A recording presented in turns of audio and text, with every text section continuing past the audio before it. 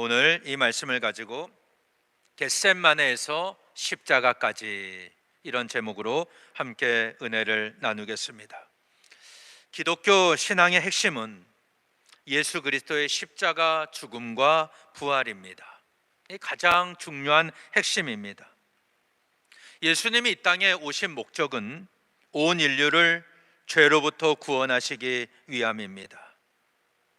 이스라엘 백성들이 출애굽할 때 하나님은 유월절 어린 양을 잡아서 그 피를 집 좌우 문설주와 임방에 바르게 하셨습니다. 하나님께서 애굽의 모든 장자를 치실 때 그 피가 이스라엘 백성을 위한 표적이 되었습니다. 하나님은 내가 그 피를 볼 때에 너희를 넘어가리니 재앙이 너희에게 내려 멸하지 아니하리라. 조금 전에 우리가 불렀던 찬송의 가사입니다. 출애굽기 12장 13절 말씀입니다. 내가 그 피를 볼 때 너희를 넘어갈 것이다. 재앙이 너희에게 임하지 않을 것이고 너희가 멸하지 않을 것이다. 이스라엘 백성들은 하나님의 명령에 순종합니다. 그때 하나님은 그 밤중에 애굽 땅의 모든 처음 난 것, 왕 위에 앉은 바로의 장자부터 옥에 갇힌 사람의 장자까지, 그리고 가축의 모든 처음 난 것을 다 치셨습니다. 그 밤에 애굽 땅에는 큰 부르짖음이 있었습니다. 그 나라에 죽임을 당하지 않은 집이 하나도 없었습니다. 오직 이스라엘 백성의 집에만 하나님의 재앙이 임하지 않았습니다. 애굽 왕 바로는 이스라엘 백성을 내보낼 수밖에 없었습니다. 그때까지 애굽에서 종살이 하다가 애굽을 나온 민족은 한 민족도 없습니다. 오직 이스라엘 민족만 하나님의 능력으로 출애굽할 수가 있었습니다. 이스라엘 백성들이 이 출애굽한 것을 기념하는 절기가 바로 유월절입니다. 하나님은 이스라엘 백성들에게 유월절을 대대로 지키게 하셨습니다. 그래서 훗날 이스라엘 백성의 자손들이 이 예식이 무슨 뜻입니까? 라고 묻거든 여호와께서 애굽 사람에게 재앙을 내리실 때에 애굽에 있는 이스라엘 자손의 집을 넘으사 우리의 집을 구원하셨느니라, 이렇게 말씀을 전하게 하셨습니다. 자녀에게 가르치게 하신 것입니다. 이스라엘 백성들은 유월절 어린 양의 피로 하나님의 구원을 경험할 수가 있었습니다. 이 유월절 어린 양이 바로 예수 그리스도의 십자가 사건을 예표하게 됩니다. 예수님은 우리를 구원하기 위해서 이 땅에 오신 하나님의 독생자입니다. 예수님이 이 땅에 오셔야만 했던 이유는 우리 인간 스스로가 구원을 얻을 수 없기 때문입니다. 아담과 하와가 범죄한 이후 인간에게 죄가 찾아왔습니다. 죄의 삭은 사망입니다. 하나님께서 아담에게 하신 말씀이 창세기 2장 17절에 보면 선악을 알게 하는 나무의 열매는 먹지 말라, 내가 먹는 날에는 반드시 죽으리라 라고 말씀하셨습니다. 그런데 아담과 하와가 이 말씀에 불순종하여 선악을 알게 하는 나무의 열매를 따먹습니다. 하나님 앞에 죄를 지었습니다. 하나님은 내가 먹는 날에는 반드시 죽으리라 라고 말씀하셨는데 그들의 결과가 어떻게 됩니까? 창세기 3장 19절에 보면 내가 흙으로 돌아갈 때까지 얼굴에 땀을 흘려야 먹을 것을 먹으리니 내게 그것에서 취함을 입었음이라, 너는 흙이니 흙으로 돌아갈 것이니라, 이렇게 말씀하십니다. 흙이니 흙으로 돌아가라.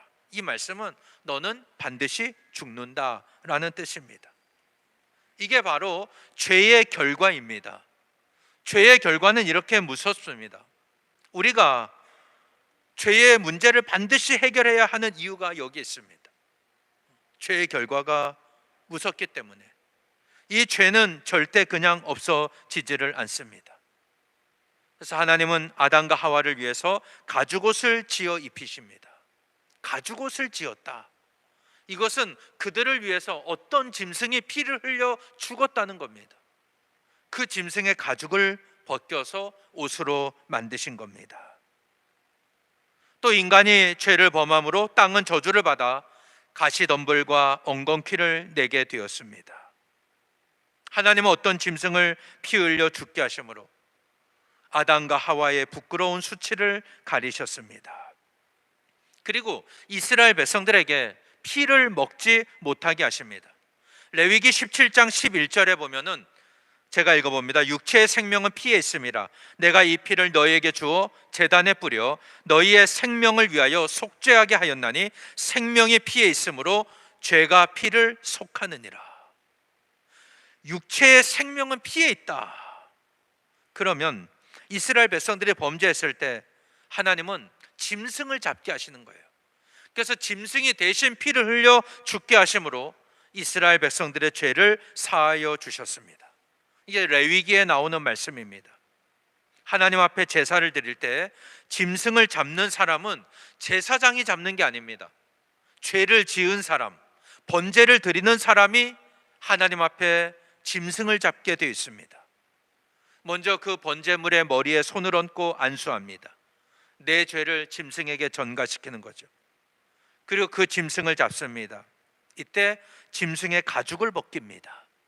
소나 양이나 염소나 자기 재산의 정도에 따라서 그 짐승의 가죽을 벗기는 거예요. 그리고 고기를 각을 뜹니다. 제사장은 제단 위에 불을 붙이고 불 위에 나무를 벌려 놓습니다. 그리고 그 각든 고기와 머리와 기름을 불 위에 있는 나무에 벌려 놓습니다. 내장과 정강이도 물에 씻어서 그 전부를 제단 위에서 불사릅니다. 이게 바로 번제입니다. 번제는 하나님께 온전히 드리는, 다 불살라서 드리는 제사입니다. 이때 그 짐승을 잡는 사람이 어떤 생각을 하겠습니까? 짐승을 잡을 때 그 짐승이 가만히 있겠습니까? 자기 목을 따고 피를 빼는데 막 몸부림치지 않겠습니까? 안 죽으려고 발버둥 칠 것입니다. 피를 빼고 가죽을 벗길 때 그 피가 그 짐승을 잡는 사람 온 몸에 튀지 않겠습니까? 그 사람이 어떻게 생각하겠습니까? 아, 내가 지은 이 죄의 무게가 너무나 크구나. 내 죄로 인해서 이 짐승이 죽는데 그 피가 튀기는 것을 보면서 그 죄가 무겁다는 것을 깨닫게 될 것입니다. 하나님은 그걸 직접 느끼게 하시는 거예요. 이게 구약의 제사입니다. 그래서 죄는 절대 그냥 없어지지 않는다. 내가 죄의 문제를 해결하지 않으면 하나님과 가까이 갈 수가 없는 거예요. 하나님은 거룩하신 분입니다. 거룩은 죄가 없다는 것입니다. 하나님과 죄는 함께 있을 수가 없습니다. 내가 계속 죄인의 자리에 있으면 하나님 앞에 나올 수가 없는 거예요. 하나님을 예배할 수도 없고 하나님을 찾을 수도 없습니다. 오늘 우리에게 임한 놀라운 은혜는 하나님이 나를 찾아오신 겁니다. 하나님이 나를 지명하여 택하셨습니다. 내 이름을 부르면서 나를 택하신 겁니다. 사도 바울은 이것을 예정으로 설명합니다.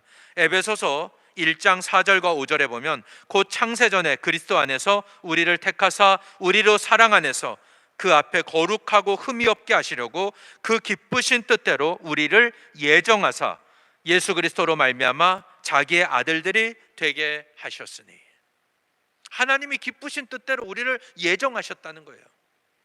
우리의 이름을 다 미리 정해 놓으신 겁니다.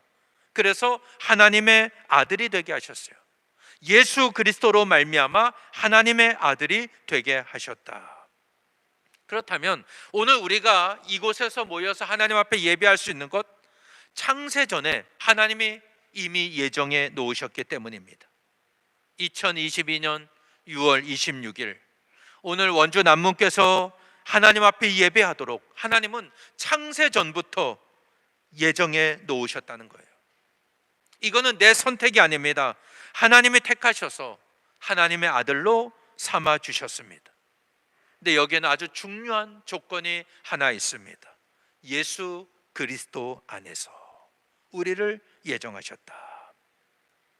하나님이 우리를 구원하시기 위해 예비하신 유일한 방법이 바로 예수 그리스도입니다. 다른 길은 없습니다. 오직 예수 그리스도만이 우리가 하나님께로 나갈 수 있는 유일한 길입니다. 여기에 다른 게 첨가되면 그게 바로 이단이 됩니다. 우리는 예수 그리스도의 십자가 보혈로 죄를 용서받고 하나님의 거룩한 백성이 됐습니다. 오늘 함께 예배하는 분들 중에 아직 이것을 믿지 못하는 분이 있다면 하나님께서 믿음의 눈을 열어주시기를 바랍니다. 로마서 10장 10절에 보면 사람이 마음으로 믿어 의에 이르고 입으로 시인하여 구원에 이르느니라, 이렇게 말씀했습니다. 우리가 무엇을 믿고 무엇을 시인해야 됩니까? 하나님이 예수님을 죽은 자 가운데서 살리신 것을 내 마음으로 믿는 거예요. 예수님은 나를 위해 죽으시고 다시 살아나셨다, 이것을 내 입으로 시인하면 됩니다. 예수님을 주님으로 시인하면 구원을 받는다, 이렇게 말씀하고 있습니다. 구약 시대 때는 죄를 지을 때마다 짐승을 잡아서 제사를 드림으로 용서를 받았습니다. 그러나 하나님의 아들 예수 그리스도께서 유월절 어린 양, 아까 구약 시대 때 출애굽할 때 잡았던 그 유월절 어린 양이 되셔서 십자가의 제물로 피 흘려 죽으심으로 우리의 죄를 한 번에 다 씻으셨습니다. 그래서 지금까지 우리를 억누르던 모든 죄의 짐이 다 벗겨진 겁니다. 예수님의 보혈로 씻겨졌습니다. 우리는 죄악 중에 태어나 죄악 중에 살다가 죄악 중에 죽는 인생입니다. 그러나 예수님의 보혈로 죄를 씻음받고 하나님의 자녀가 됐습니다. 죄인이 의인으로 변화된 것입니다. 예수님의 십자가의 보혈로 하나님의 아들이 되었습니다. 그래서 아까 말한 대로 기독교 신앙의 핵심은 예수 그리스도의 십자가 죽음과 부활입니다. 십자가가 이렇게 중요한 겁니다. 예수님은 십자가의 길을 끝까지 걸어가셨습니다. 그 길은 좋은 길이 아닙니다. 우리는 장식용으로 십자가 목걸이를 만들고 귀걸이를 합니다. 그러나 원래 이 십자가는 고난의 길이고 수치의 길이고 죽음의 길입니다. 예수님은 하나님이셨지만 나를 위해 죽으시는 그 십자가의 길에서만큼은 하나님으로서의 신적인 권능을 전혀 사용하지 않으셨습니다. 육신의 몸을 입고 오셔서 내가 당해야 할 고통과 수치와 조롱을 다 당하시고 십자가에서 죽으셨습니다. 오늘 설교의 제목은 겟셋마네에서 십자가까지입니다. 예수님의 십자가는 기독교 신앙의 핵심이라고 그랬습니다. 우리를 구원하기 위한 유일한 하나님의 방법입니다. 근데 우리는 그 과정을 잘 알지를 못합니다. 그냥 덮어놓고 믿는 경향이 많습니다. 우리가 그냥 믿는 것도 좋지만 예수님이 어떻게 그 길을 가셨는지 정확하게 알면 더 좋습니다. 왜냐하면 우리 믿음이 그만큼 더 견고하고 분명해지기 때문입니다. 예수님은 십자가를 지시기 전날 밤 겟셋마네 동산에서 피가 땀이 되도록 기도하셨습니다. 요한복음에는 겟셋마네 동산의 기도가 생략되어 있습니다. 지난 시간에 살펴본 대로 요한복음 17장에서 대제사장으로서 제자들을 위해 기도하시는 내용이 나왔죠. 그리고 장차 구원받게 될 하나님의 백성을 위해 중보하며 기도하셨습니다. 그리고 18장에 넘어오면 기드론 시내 건너편에 있는 동산에 가셨다라고 기록되어 있는데 이게 바로 겟셋마네 동산을 의미합니다. 누가복음에 보면 예수님이 거기서 기도하실 때 땀이 땅에 떨어지는데 핏방울같이 될 정도로 힘쓰고 애쓰며 간절하게 기도하셨다, 이렇게 말씀합니다. 그 기도의 내용은 우리가 잘 압니다. 아버지여, 만일 아버지의 뜻이거든 이 잔을 내게서 옮기시옵소서. 그러나 내 원대로 마시옵고 아버지의 원대로 되기를 원하나이다, 이렇게 기도하십니다. 그리고 나서 그때 겟셋마네 동산에 가룟 유다가 오는데 군대를 데리고 오고 대제사장들과 서기관들의 보낸 사람들 함께 데리고 예수님을 체포하러 옵니다. 이때 예수님은 아무런 신적인 권능을 행하지 않습니다. 하나님의 아들로서 그들을 물리치실 수도 있는데 그냥 묵묵하게 십자가를 향해 잡혀가십니다. 그래서 복음서에 보면은 예수님이 신문을 받으시는 내용이 나옵니다. 근데 우리가 그 과정을 잘 정리해 놓지 않으면 그게 그거인 것 같고 잘 모르는 경향이 많습니다. 성경을 종합해 보면 예수님은 6번 신문을 받으십니다. 그리고 십자가에 못 박혀 죽으셨습니다. 오늘은 그 과정을 말씀을 드리려고 합니다. 오늘 말씀만 잘 들어도 십자가의 복음을 우리가 더 명확하게 믿을 수가 있고 또한 내 입으로 선포할 수 있는 그런 신앙이 될 수가 있습니다. 겟셋만의 동산에서 예수님을 체포한 사람들은 먼저 안나스에게 예수님을 끌고 갑니다. 안나스, 첫 번째 안나스입니다. 요한복음 18장 13절에 보면 같이 한번 읽어봅니다. 시작. 먼저 안나스에게로 끌고 가니 안나스는 그의 대제사장인 가야바의 장인이라. 먼저 안나스에게 끌고 갑니다. 이 안나스가 누구냐면 로마 총독 구레뇨가 처음으로 유대 대제사장으로 임명한 사람입니다. 그는 주후 6년부터 15년까지 대제사장으로 있다가 로마 감찰관 안토니우스 펠릭스에 의해 해임이 됩니다. 근데 그가 해임되면서 5 아들과 사위 가야바를 꼭두가시 대제사장으로 세워놓습니다. 그러니까 자기는 물러났지만 이 유대 사회에서 가장 영향력 있는 사람이었습니다. 예수님이 이 안나스에게 끌려가셨을 때 베드로가 예수님을 첫 번째 부인하는 사건이 나옵니다. 이때 대제사장이 예수님께 제자들에 대해서 묻습니다. 그리고 예수님이 가르친 교훈에 대해서 물었을 때 예수님은 내가 드러내놓고 세상에 말했으니 그들에게, 들은 자들에게 가서 물어봐라, 이렇게 대답을 하십니다. 이게 첫 번째 신문이에요. 그 안나스는 예수님을 결박한 그대로 그 다음 대제사장 가야바에게 보냅니다. 요한복음 18장 24절에 보면 같이 한번 읽어봅니다. 시작. 안나스가 예수를 결박한 그대로 대제사장 가야바에게 보내니라. 첫 번째는 안나스에게 신문을 받으시고 안나스가 자기 사위 가야바 대제사장에게 예수님을 보냅니다. 이 안나스는 가야바의 장인인데 그는 대제사장이었습니다. 두 번째 신문을 받으십니다. 이때 베드로가 예수님을 모른다고 두 번째, 세 번째 부인을 합니다. 가야바는 예수님께 내가 하나님의 아들 그리스도냐라고 물었습니다. 그때 예수님은 내가 말하였느니라 대답하셨습니다. 대제사장은 자기 옷을 찢으면서 그가 신성모독을 했으니 죽여야 한다고 했습니다. 그런데 복음서에 보면 이 내용이 조금씩 다릅니다. 요한복음에는 가야바가 신문한 것으로 나오는데 마태복음과 누가복음에 보면 이 내용이 산헤드린 공회에서 예수님을 신문하는 것으로 나옵니다. 비슷한 내용인데 어디서 했느냐가 조금씩 다릅니다. 그래서 성경학자들의 의견이 나눕니다. 어떤 사람은 예수님을 신문한 것이 공회에서 신문한 것이다, 아니다, 어떤 사람은 가야바가 신문한 것이다, 이렇게 봅니다. 근데 요한복음에는 가야바가 신문한 것으로 나오는데 마태복음과 누가복음에는 산헤드린 공회에서 신문한 것으로 나옵니다. 그래서 일단 세 번째는 산헤드린 공회에서 신문을 받은 것으로 그렇게 받아들이겠습니다. 그리고 나서 그 다음 예수님을 로마 총독 빌라도에게 보냅니다. 그 이유는 유대인들이 아무리 예수님을 죽이려고 해도 그들에게는 사형을 언도할 만한 법적인 권한이 없었기 때문입니다. 예수님은 빌라도에게 네 번째 신문을 받으십니다. 내가 유대인의 왕이냐? 그때 예수님은 내 나라는 이 세상에 속한 것이 아니다, 내 나라는 여기에 속한 것이 아니다 대답하십니다. 빌라도가 또 묻습니다. 그러면 네가 왕이냐? 예수님은 네 말과 같이 내가 왕이니라, 이렇게 대답하십니다. 근데 빌라도가 볼 때 예수님께 어떤 죄가, 사형을 선고할 만한 죄가 없었습니다.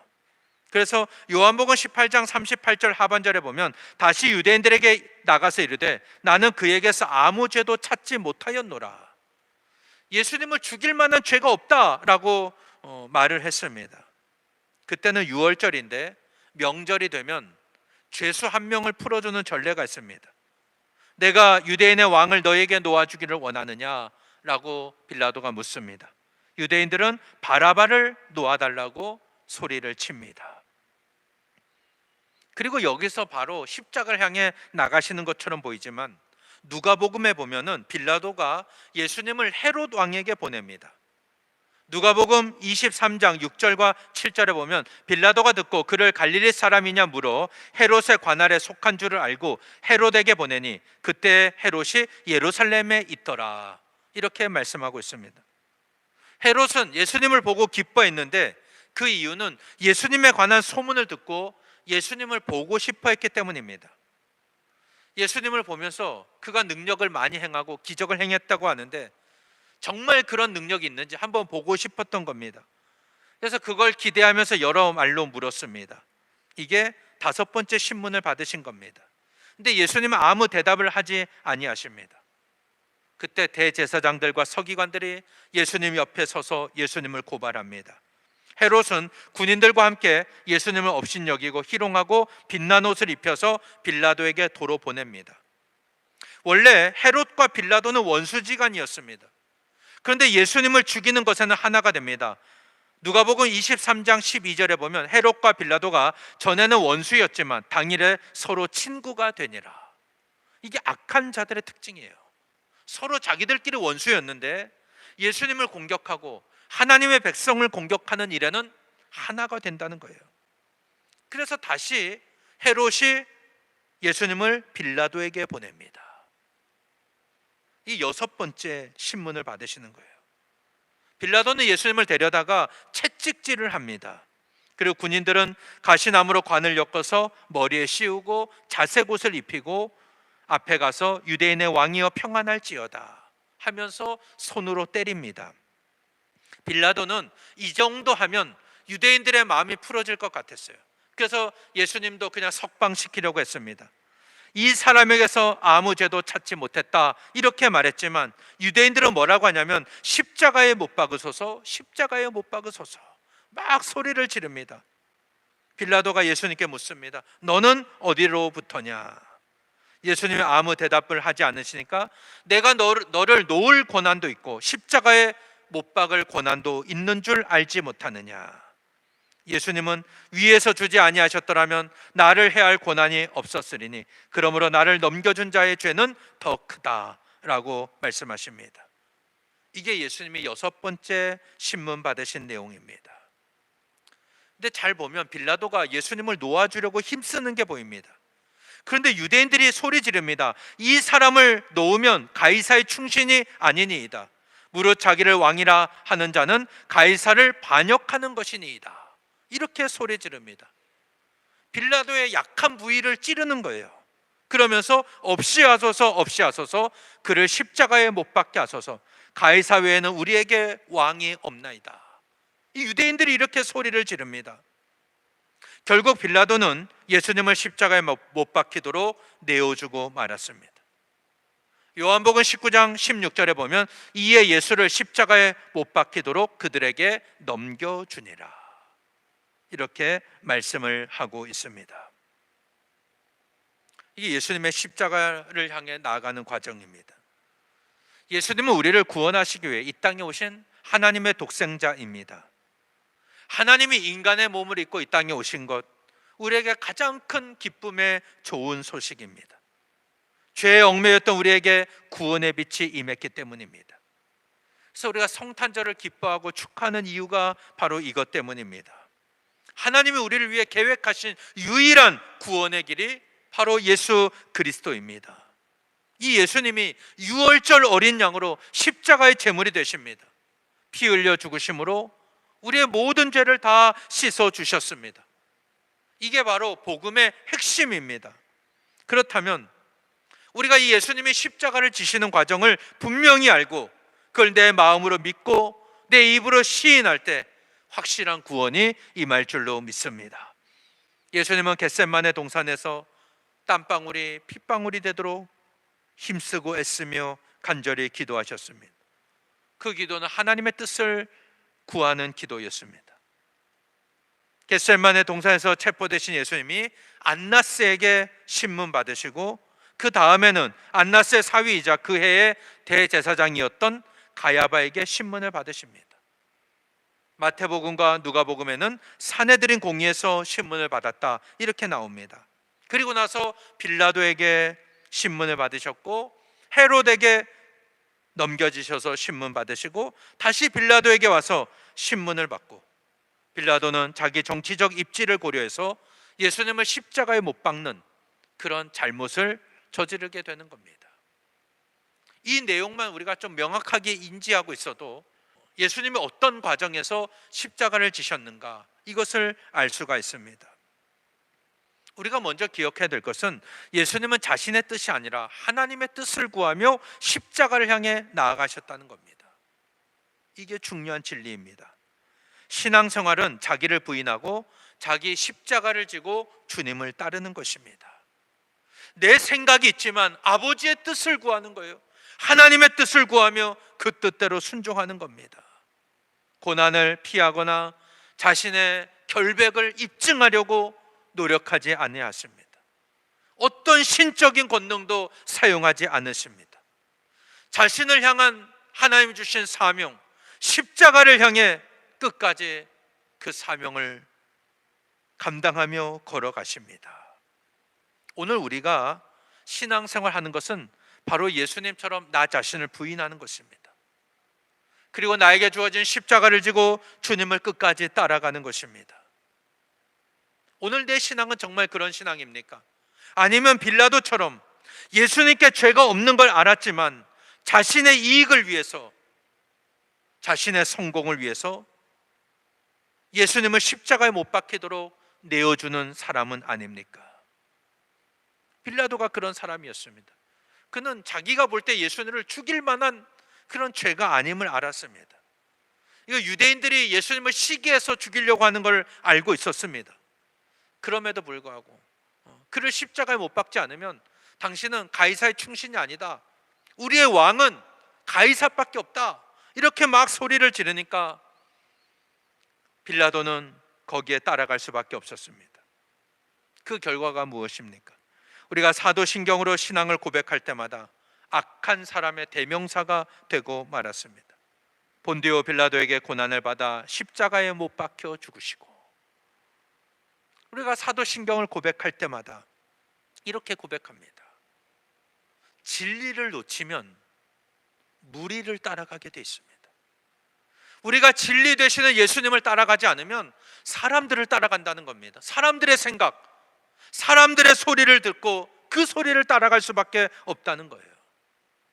내 이익이 먼저고 사람에게 인정받으려고 하고 사람에게서 성공하려고 하면 결국 하나님께 버림받는 불행한 인생이 되고 마는 것입니다.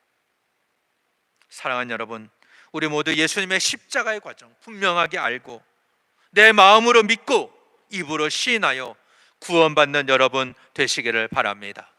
그리고 나에게 주어진 십자가를 지고 끝까지 예수님처럼 그 길을 따라갈 때 주님이 주시는 능력으로 승리하고 하나님 앞에 쓰임받는 저와 여러분 되시기를 예수님 이름으로 간절히 축원합니다.